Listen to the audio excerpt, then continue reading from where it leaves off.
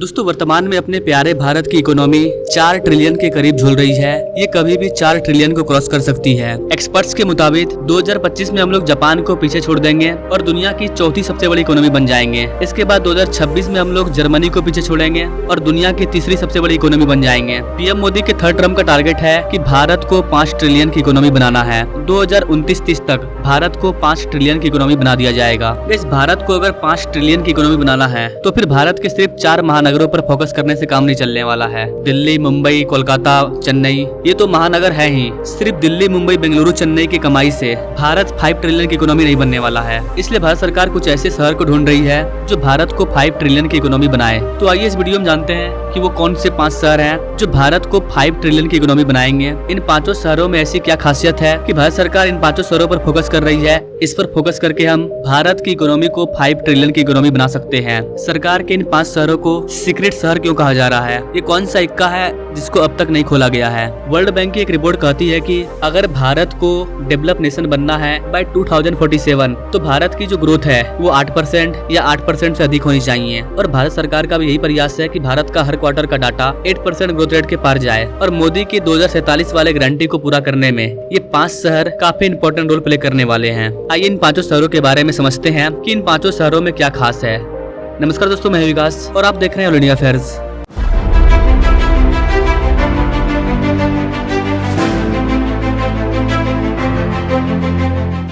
Guys, अपने प्यारे भारत की जो जीडीपी है उसमें सबसे बड़ा रोल मुंबई का प्ले होता है। मुंबई का हमारी जीडीपी में अकेले 6% का शेयर है। वहीं दिल्ली का योगदान 4% है। गाइस, अपने प्यारे भारत में 4000 से ज्यादा शहर मौजूद हैं, लेकिन इस 4000 शहरों में से 40 शहर भी ऐसे नहीं हैं जो भारत के महानगरों को टक्कर दें। अगर भारत के दिल्ली, मुंबई, बेंगलुरु, चेन्नई जैसे 40 शहर भी होते तो आज भारत की इकोनॉमी 5 ट्रिलियन नहीं बल्कि 10 ट्रिलियन के पार होती। लेकिन हमारे पास नहीं है। खैर, जो नहीं है सो तो नहीं है, लेकिन हम लोग बना तो सकते हैं ना। और भारत के कई राज्यों में यही प्रयास किया जा रहा है। जैसे कि महाराष्ट्र सरकार 2029 तक महाराष्ट्र को 1 ट्रिलियन की इकोनॉमी बनाना चाहती है। वहीं यूपी गवर्नमेंट भी यूपी को 1 ट्रिलियन की इकोनॉमी बनाना चाहती है। कई और स्टेट गवर्नमेंट है जो अपने राज्य को 0.5 ट्रिलियन की इकोनॉमी बनाना चाहती है। अगर भारत की हर राज्य सरकार इस तरह से प्रयास करे तो भारत को डेवलप कंट्री बनने में कोई नहीं रोक पाएगा।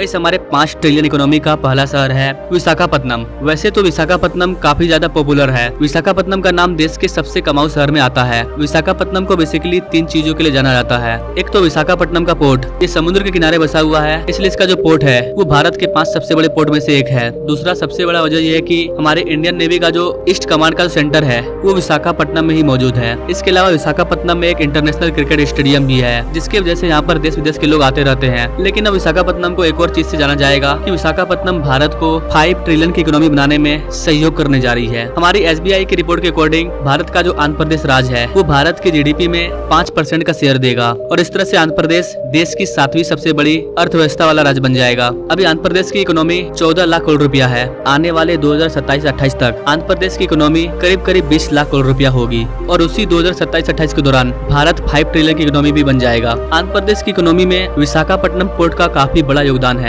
आने वाले 1-2 सालों में आंध्र प्रदेश की जीडीपी में विशाखापट्टनम का जो शेयर है वो 20% के पार चला जाएगा। गाइस, अपने भारत का जो 90% गुड्स वगैरह का इंपोर्ट एक्सपोर्ट होता है वो समुद्र के मार्ग से होता है और विशाखापट्टनम एक बहुत ही बड़ा बंदरगाह है। भारत के समुद्री व्यापार में विशाखापट्टनम की हिस्सेदारी 10% है। यहाँ से ज्यादातर चीजों को Australia, Indonesia, Singapore, Malaysia, China और साउथ अफ्रीका में भेजा जाता है और इसी लिहाज से बताया जा रहा है कि ये संबंध और भी मजबूत होने वाले हैं, व्यापार और भी ज्यादा बढ़ने वाला है इन कंट्री के साथ। और जब ऐसा होगा तो विशाखापट्टनम और भी ज्यादा ग्रो करेगा और भारत के बड़े शहर के रूप में उभरेगा। गाइस, विशाखापट्टनम का ग्रोथ आंध्र प्रदेश की राजधानी अमरावती से भी काफी ज्यादा है। आंध्र प्रदेश में दोबारा चंद्रबाबू नायडू की सरकार बनी है और मोदी गवर्नमेंट भी है। दोनों मिलकर के आंध्र प्रदेश को काफी आगे लेकर के जाने वाले हैं। इसलिए आंध्र प्रदेश के विशाखापट्टनम को पीएम मोदी की 5 ट्रिलियन की इकोनॉमी का एक इम्पोर्टेंट शहर माना जा रहा है। हमारा अगला शहर है गुरुग्राम।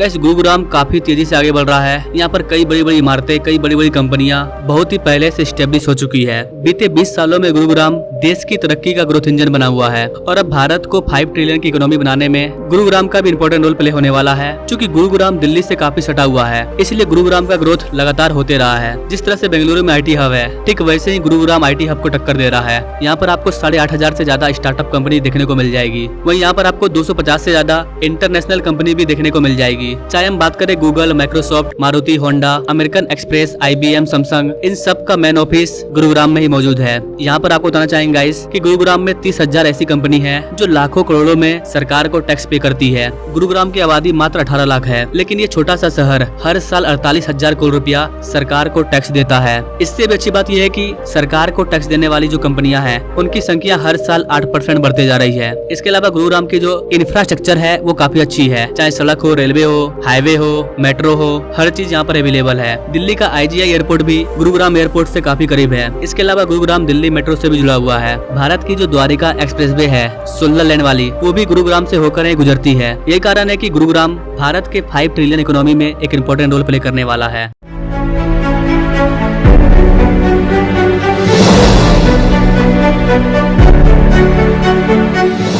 इसके बाद आता है हमारा नवी मुंबई। मुंबई तो है ही, लेकिन अब नवी मुंबई भी गुरुग्राम के जैसा ही डेवलप हो रहा है। गाइस मुंबई काफी ज्यादा भर चुका है, इसीलिए मुंबई के अल्टरनेटिव के रूप में नवी मुंबई को बनाया गया। नवी मुंबई मुंबई के भी करीब है, नवी मुंबई समुद्र के भी करीब है। मुंद्रा पोर्ट के बाद भारत का दूसरा सबसे बड़ा पोर्ट JNPT पोर्ट ये नवी मुंबई में ही है। यहाँ पर आपको बताना चाहेंगे गाइस, दुनिया के 100 सबसे बड़े पोर्ट में भारत के नवी मुंबई का जो JNPT पोर्ट है उसका 26वां स्थान है। और तो और गाइस, अब जो भारत में एक पोर्ट बन रहा है वधावन पोर्ट, वो तो दुनिया के टॉप 10 पोर्ट में शामिल होने वाला है। भारत का सबसे बड़ा पोर्ट वधावन पोर्ट कैसा होगा, अभी 2 दिन पहले मैंने इस पर ये वाला वीडियो डाला है। आप चाहे तो जाकर के देख सकते हैं कि किस तरह से कितने भव्य तरीके से इस वाले पोर्ट को तैयार किया जा रहा है। ये भी भारत के 5 ट्रिलियन इकोनॉमी में काफी इंपॉर्टेंट रोल प्ले करने वाला है। डिस्क्रिप्शन में इसका लिंक डाला हुआ है, आप जाकर के देख लेना इस वीडियो के बाद। गाइस नवी मुंबई को मुंबई से जोड़ने के लिए अटल सेतु का निर्माण किया गया है। अटल सेतु के बनने की वजह से नवी मुंबई मुंबई के और भी करीब आ गई है। आपको बताना चाहेंगे गाइस कि नवी मुंबई में भारत का दूसरा सबसे बड़ा एयरपोर्ट बनाया जा रहा है, जिसे कि नवी मुंबई इंटरनेशनल एयरपोर्ट बोलते हैं। यहाँ पर एक इंटरनेशनल क्रिकेट स्टेडियम भी मौजूद है। नवी मुंबई को मुंबई से भी बेहतर तरीके से बनाया गया है, क्योंकि नवी मुंबई एक ग्रीनफील्ड शहर है। जब इसको बनाया जा रहा था तो यहाँ पर सिर्फ खेत ही खेत था, लेकिन आज यहाँ पर पूरा का पूरा शहर बसा हुआ है मुंबई के जैसा। चूँकि मुंबई पहले से ही पूरी तरह से भर चुका है, इसलिए अब जो भी नई कंपनी आ रही है वो अपना ऑफिस नवी मुंबई में खोल रही है। अभी हाल ही में प्राइम मिनिस्टर मोदी के द्वारा नवी मुंबई को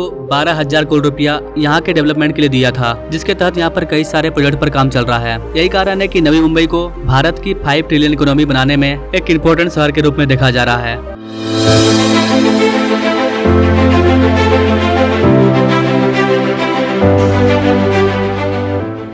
हमारा चौथा शहर है नोएडा। गाइस नोएडा को भारत का जापान भी बोला जाता है। गाइस नोएडा को भी ग्रीनफील्ड तरीके से तैयार किया गया था। भारत के सबसे हरे भरे शहरों में से एक है नोएडा। जिस तरह से महाराष्ट्र के लिए मुंबई है, ठीक वैसे ही उत्तर प्रदेश के लिए नोएडा है। ये नोएडा ही है जो यूपी गवर्नमेंट के 1 ट्रिलियन इकोनॉमी के सपने को पूरा करेगा। ये नोएडा ही है जो भारत को 5 ट्रिलियन की इकोनॉमी बनने में हेल्प करेगा। नोएडा में ही भारत का सबसे बड़ा एयरपोर्ट बनाया जा रहा है, जेवर एयरपोर्ट, जिसको की नोएडा इंटरनेशनल एयरपोर्ट भी बोलते हैं। यहाँ पर आपको बताना चाहेंगे गाइस कि यूपी की जितनी GDP है उसमें 10% शेयर सिर्फ नोएडा का है। नोएडा के लोगों की पर कैपिटा इनकम भी काफी अच्छी है। यहाँ के पर व्यक्ति की कमाई 7 लाख रुपया है सालाना। नोएडा का विकास दिल्ली के पास होने की वजह से हुआ है। गाइस नोएडा शहर को बने हुए मात्र 48 साल हुआ है। 1975 में जब कांग्रेस की सरकार ने देश में इमरजेंसी को लागू किया था, आई थिंक आज ही वो दिन है। इस इमरजेंसी का 50 साल पूरा हो चुका है। अभी जब मैं इस वाले वीडियो को रिकॉर्ड कर रहा हूँ तब इसी टाइम नोएडा सिटी को बनाने का प्लानिंग किया गया था। गौतम बुद्ध नगर में पड़ने वाला यह शहर नोएडा धीरे धीरे डेवलप करते गया। दिल्ली में काफी ज्यादा पोल्यूशन हो रहा है, दिल्ली में काफी ज्यादा भीड़ है। ये कारण है कि कुछ कंपनियां दिल्ली में ना करके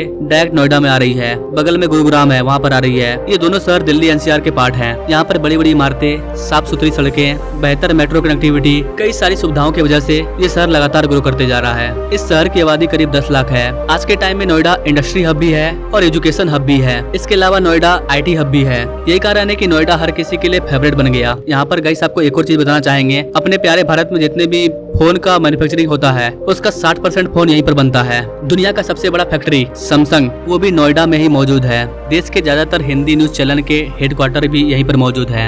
एक डेवलप कंट्री में जो जो चीज होता है वो सारी चीजें इस शहर में मौजूद है। तभी तो नोएडा को भारत का जापान कहा जाता है। यही कारण है कि बताया जा रहा है भारत को 5 ट्रिलियन इकोनॉमी बनाने में नोएडा सिटी का काफी इंपॉर्टेंट रोल प्ले होने वाला है। हमारा 5वां शहर है महाराष्ट्र का पुणे। गाइस आपको बता दें कि भारत का 7वां सबसे अमीर शहर है पुणे। अगर भारत को 100 रुपये की कमाई होती है तो उसमें 3 रुपये का योगदान पुणे का है। वैसे तो महाराष्ट्र का सबसे शिक्षित, सबसे संस्कारी शहर पुणे को कहा जाता है। नितिन गडकरी भी पुणे वाले इलाके से आते हैं। आज के टाइम में पुणे को IT हब के तौर पर देखा जा रहा है, जो बेंगलुरु को टक्कर दे रहा है। छत्रपति शिवाजी महाराज और बाल गंगाधर तिलक, छत्रपति शिवाजी की भूमि पर देश के बड़े बड़े दफ्तर, बड़े बड़े ऑफिस और बड़े बड़े मैन्युफैक्चरिंग यूनिट है। पुणे के बारे में कहा जाता है कि पुणे की 5 खासियत ऐसी है जो भारत के खजाने को भर देगा। सबसे पहला खासियत है पुणे का IT हब होना। भारत में IT सेक्टर के मामले में बेंगलुरु को सिलिकॉन वैली कहा जाता है, लेकिन महाराष्ट्र का सिलिकॉन वैली पुणे है। भारत का दूसरा सिलिकॉन वैली, भारत का दूसरा IT हब पुणे ही है। पुणे में 260 IT हब कंपनी है।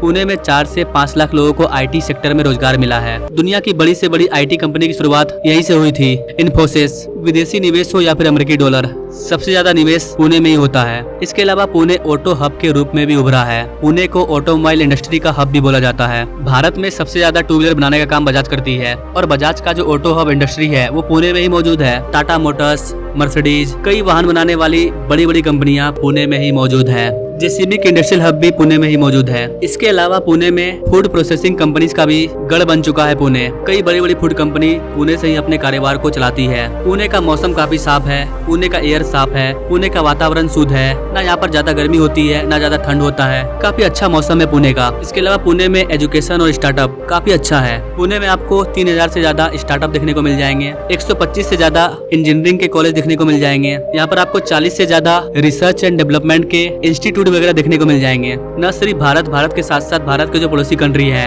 वहाँ से भी अच्छे स्टूडेंट यहाँ पर पढ़ने के लिए आते हैं इंजीनियरिंग के मामले में। पुणे की कनेक्टिविटी और पुणे की मौसम ये बहुत अच्छी है, जिसने दुनिया के बड़े बड़े कंपनियों को अपनी ओर आकर्षित किया है। क्योंकि पुणे में जमीन भी सस्ती है, लोकेशन भी अच्छा है, कनेक्टिविटी अच्छी है, हर सुविधा अवेलेबल है, तो यहाँ पर बड़ी बड़ी कंपनी स्टेब्लिश होते रहती है हर दिन। यही कारण है कि पुणे को भारत के 5 ट्रिलियन इकोनॉमी वाला शहर बोला जा रहा है। तो वैसे ये थे भारत के 5 ऐसे शहर जो भारत के 4 महानगरों के बाद भारत के नए महानगर के रूप में उभर रहे हैं। इसके अलावा गाइस मैंने गुजरात की चर्चा नहीं की है, लेकिन गुजरात भी काफी ज्यादा आगे है। आने वाले टाइम में पूरे भारत में सबसे ज्यादा पर कैपिटा इनकम वाला राज्य गुजरात ही होने वाला है। अडानी अंबानी के बड़े बड़े प्रोजेक्ट गुजरात में ही अवेलेबल है। दुनिया का सबसे बड़ा स्टेडियम हो या फिर दुनिया का सबसे बड़ा रिफाइनरी हो या फिर दुनिया का सबसे बड़ा ग्रीन एनर्जी पार्क हो, ये सब गुजरात में बन चुका है पहले से। और गुजरात में खुद PM मोदी है, तो गुजरात है ही। भारत का पहला बुलेट ट्रेन, भारत का सबसे बड़ा एक्सप्रेसवे, ये सब गुजरात से होकर के गुजर रहा है। एशिया के सबसे बड़े बिजनेसमैन मुकेश अंबानी